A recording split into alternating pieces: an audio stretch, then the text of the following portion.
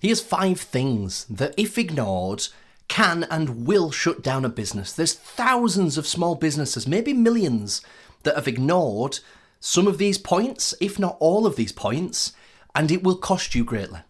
So here's 5 points, 5 mistakes that I've made, or 5 things that are just so important that cannot be ignored. Anyway, who am I to tell you? I'm John. I've been running Mergs, which is a CrossFit and weightlifting brand. We've sold over $1 million worth of stuff since 2017, and there's no office, there's no employees, there's no funding, and there's no business partner. It's just me on my own in a spare bedroom. So I've got half an idea of what I'm on about, and hopefully you can learn something from this video, even just take away 1 point that might just change the trajectory of your business and how you look at things. The first point, pace yourself. I get it. I've been there. When you start a new business, enthusiasm is 10 out of 10. That's why we're here and that's why we're doing it, because it's ace. You have so much fun exploring the business landscape when you're new to it. But burnout is real. And if you ignore it or you abuse it, it will get you. The only reason I say this is because I have struggled for years with burnout. And the thing is with burnout, if there's other stress in your life, that leads to depression. I've been struggling with depression for about 2.5 years. I only feel like now I'm kind of coming out of it on the other side because I've changed a lot about my business. And these 5 things are a majority of what it was. You've got to pace yourself. That's something I learned the hard way. Think of it like this. You want to get better at running, right? So you go to the gym, we should be out running, but you go to the gym, you get the treadmill, you turn it on, you make a start, you're jogging away, and you just turn the speed up. And you're like, I feel all right, turn the speed up. And you think, this is not too bad, turn the speed up, turn the speed up, turn the speed up. What's the goal? What are we aiming for? You need to have a plan or a goal or some sort of confines to what you're working towards, right? How can you make progress if you're just sprinting as fast as you can until you collapse and fall off the treadmill?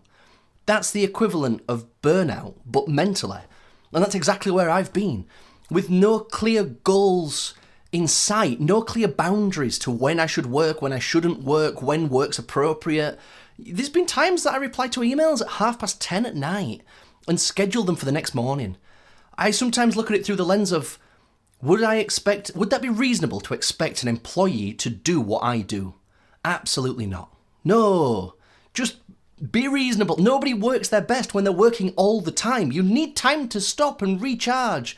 If you were starting running and you were aiming for a marathon, you'd get on the treadmill and you might run for 10 minutes.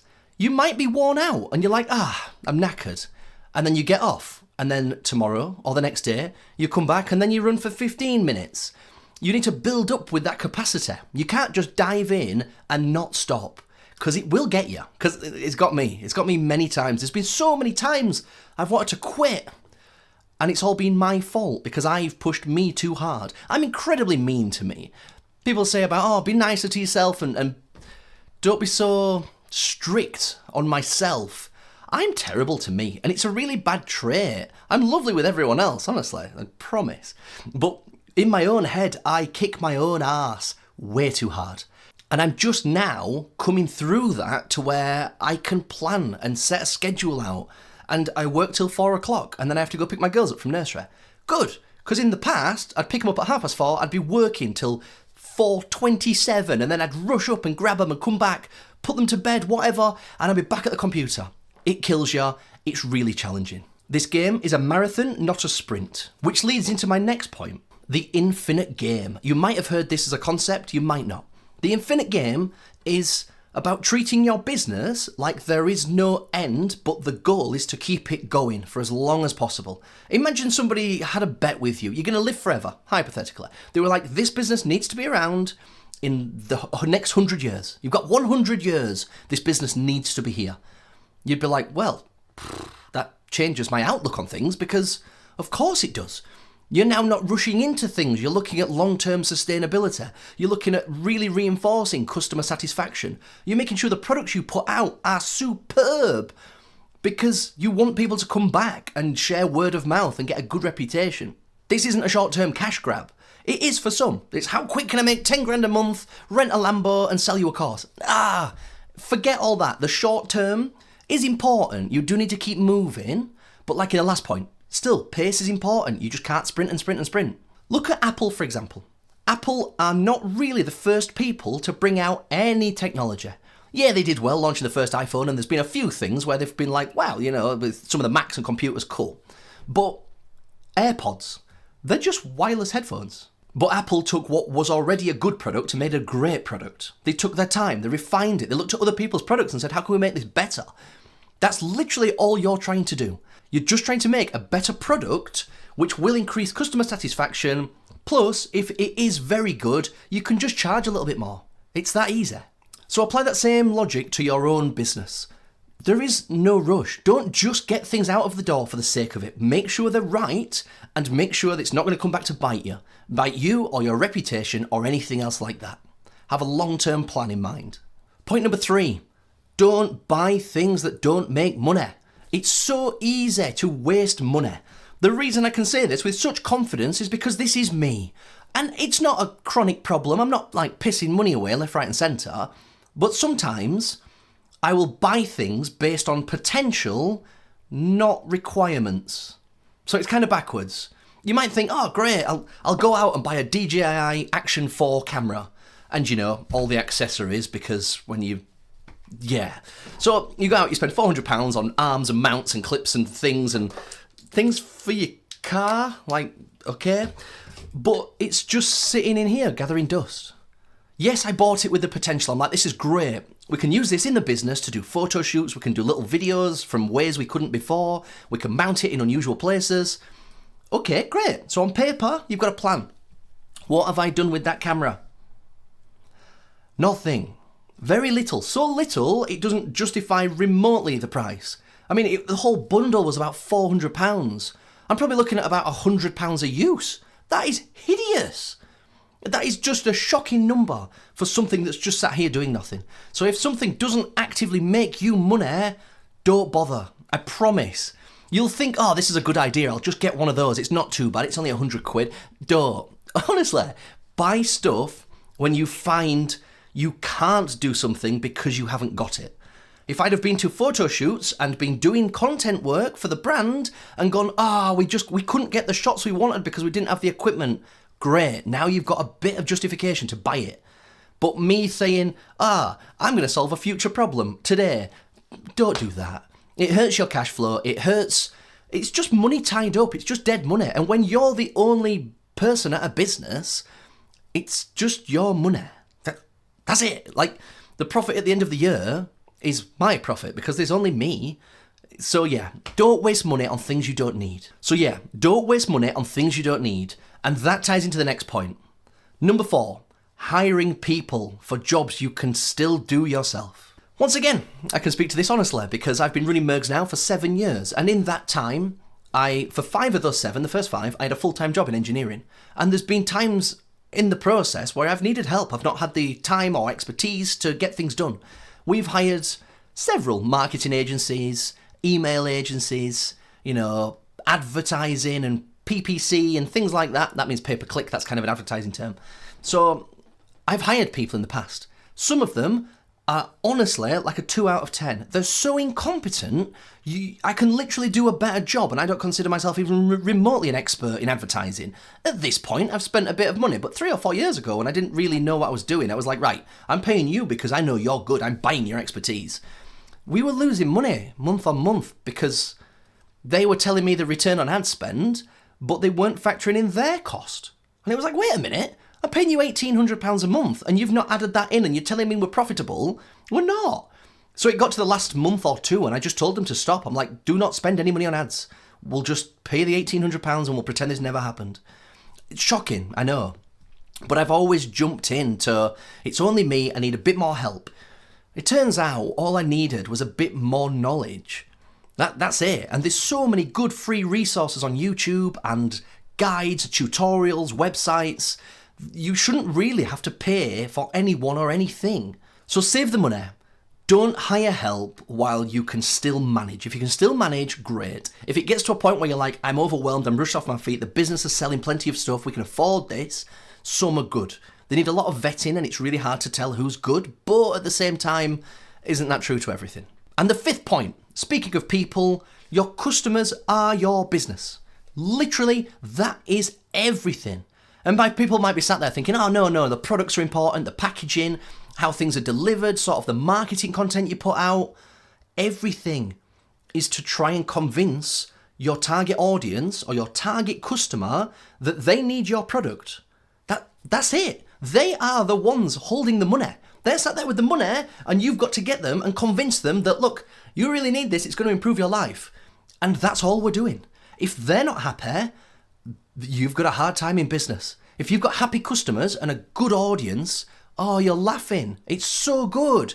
I feel so fortunate that the niche that I'm in happens to have such great people.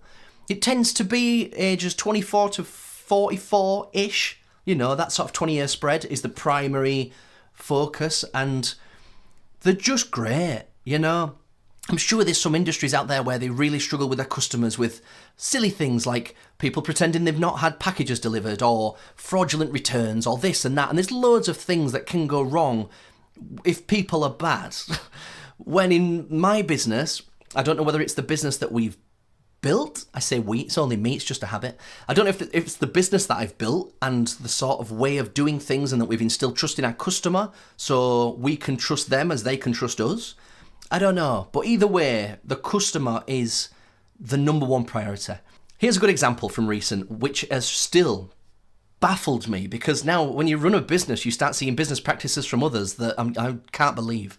So it's my sister-in-law's birthday tomorrow.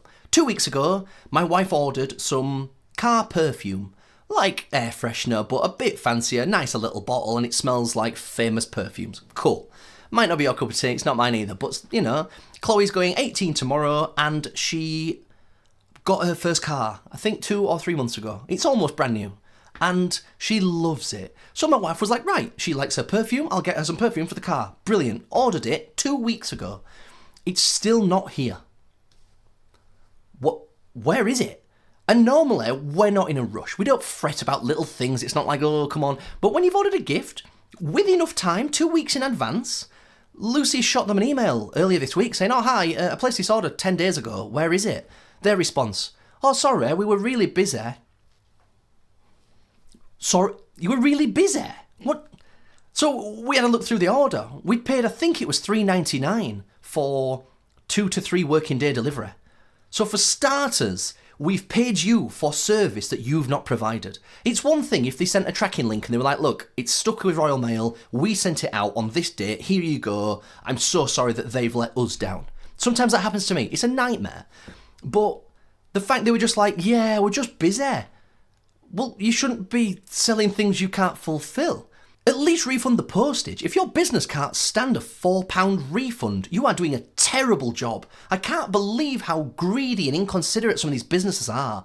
If that was us, you'd be getting your postage back and probably 20% refunded. None of this, oh, here's a £10 gift card for next time. No, here's your money back because we got let down and we're responsible for Royal Mail. It's on us. It's not on you. You deserve to get your item when we've said you will get it. That was probably part of the reason that Lucy bought from them.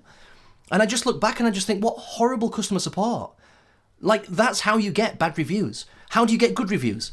You give a £4 refund and 10% back. You know, if she spent 30 quid, send her 7. 4 for the postage and 3 as a complimentary, we're sorry. You should be able to eat that cost. And even if you break even on this order, we would come back and buy again because we'd be like, mistakes happen in business.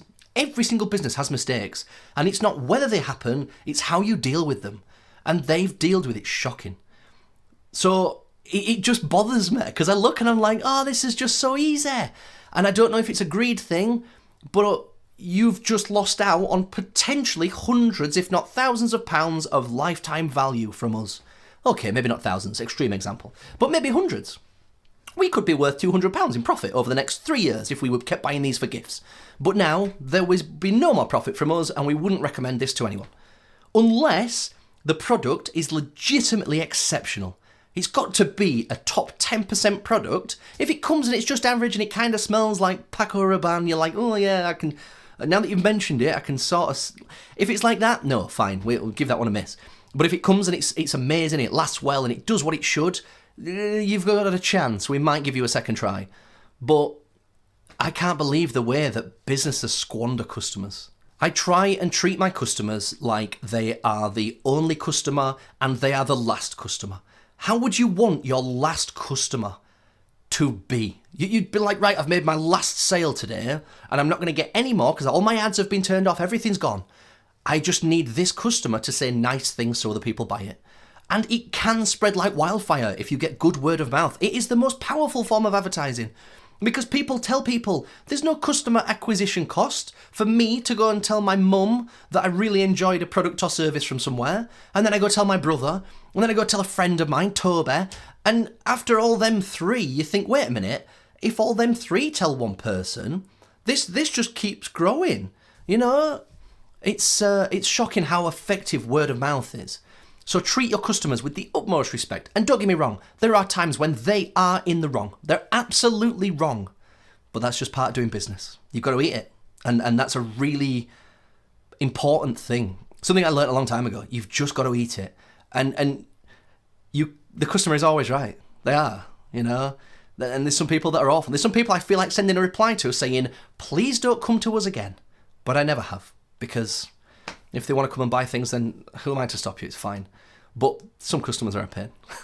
So there you go. Hopefully that's 5 things. Things I've experienced and I wouldn't say struggled with, but had challenges with here and there. You know, especially the wasting money and hiring people that are incompetent. That's not a good idea. So if this was interesting or you found any of it useful, leave a like. I'd love it. That's nice.